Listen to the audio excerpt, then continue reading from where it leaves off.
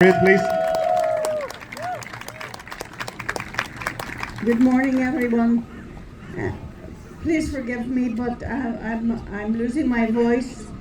And I sound croaky. I would like to thank the organisers for inviting me to speak today. And I would like to thank each and every one of you for coming along today to this rally. It's so important that no matter what, we don't remain silent, because silence is consent. And if we remain silent, we are consenting to the murder of men, women, and little children all around the world. If we remain silent, we are condoning the building of mass weapons of destruction and war and militarism and hatred and division and poverty and exclusion of the human family. If we remain silent, we are allowing a small elite who are making a great deal of money and have power to say they represent the world and the human family. We must raise our voices non-violently to say, no, we do not support you, not in our name. When Netanyahu stands and says that the world supports what Israel and America have joined to do, he is telling an untruth. He is lying to the world, because the vast majority, millions and millions and millions of men and women around the world are saying, this is not the way to go. This is wrong. We cannot kill our brothers and sisters. It is totally wrong to drop bombs on little children from the sky, to sit in an office on a computer and to navigate weapons that pick out people and murder them. The murder of the Ayatollah and his family in Iran was wrong. You may not agree to anyone's policies or politics, but we have no right to kill them. We have just celebrated in Ireland St. Patrick's Day. Patrick in his day didn't write very much. His one and only letter, he said very clearly, in Christ there is no killing.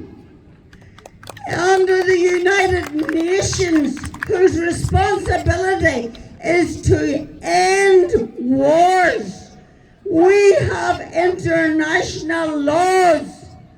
We have human rights.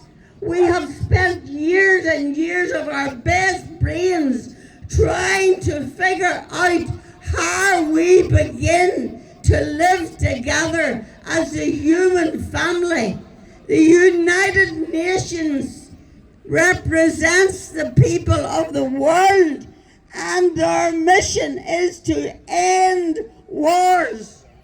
When Donald Trump stands up and says he can do what he likes, we say, no, you cannot do what you like. You are a human being. You are supposed to uphold the rules of humanity. I have travelled many worlds with my good friend Ann Patterson, and we went to Iran a few years ago at the invitation of the Iranian peace activists. We went up and down the whole of Iran. We spoke at universities, we met the people, we were given tea on the little shops. Iran is a beautiful country, out of this world. If you want to look at YouTube, there's the most beautiful documentary of Iran. It's a country with fantastic history and much beauty. Yes, it has its problems regarding human rights, but every country has its problems regarding human rights, our own included. But Iran can deal with its problems. We don't need to send in armies to bomb, to kill, to steal, to destroy the Iranian people. Israel has no right to go in and bomb in Iran. It pulled the same trick when it took over Palestine. Gaza doesn't have peace. Look at Gaza and know it is a blueprint for what the men and women in our world would subject us to if we remain silent. Destroying Gaza and all women and children, starving them, starving little children in this day and age. My God, when you think of it, you think you're living in a dream world, but we are not. 690 people have died in Gaza since an allegedly ceasefire. They're still starving in Gaza. They're still being bombed in Gaza. They're being bombed in Lebanon. Lebanon, a country caught in the middle, is being bombed by Israel because Israel thinks all it's got to do is say, we have our right. You have no right to bomb the people of Lebanon. Get out of Lebanon. Give freedom to the Palestinian people. Stop the genocide in Palestine. Palestine does not belong to the jihad, to the Israelis. Palestine belongs to the Palestinian people. When we visited Iran, we asked a young peace activist, and there were we met many young peace activists. We send our love and our solidarity to our peace activists in Iran. And when we asked the young girl, what most do you fear with regard to Iran? And Ann Patterson asked her the question, and she turned around and she said, we fear the Americans will bomb our country. And we looked at each other. It's right, Ann? Was not her quiet answer. We fear the Americans will bomb our country. And we said, no, they won't. But they did, and they have, and they are continuing to bomb Iran. The world must stand against this barbarity, inhumanity. Iran can solve its problems, but it will not be done by America bombing them. But my appeal to the peace movement, nonviolence works. There is an alternative to militarism and war, and the alternative is nonviolence. Nonviolence works.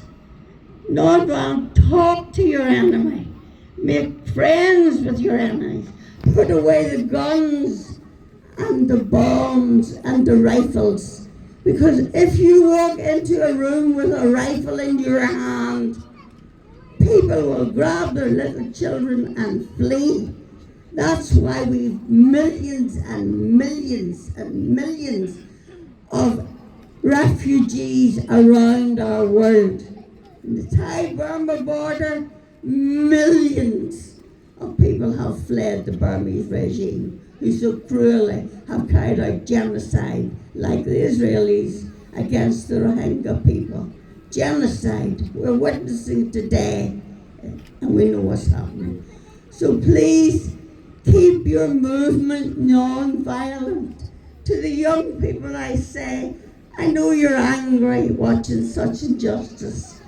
such a terrible injustice in the world. But please, please, keep your movement non-violent, peaceful. Together, united, we can build a different world of human rights, democracy, international law. We can do it together, but we cannot do it with bombs and bullets.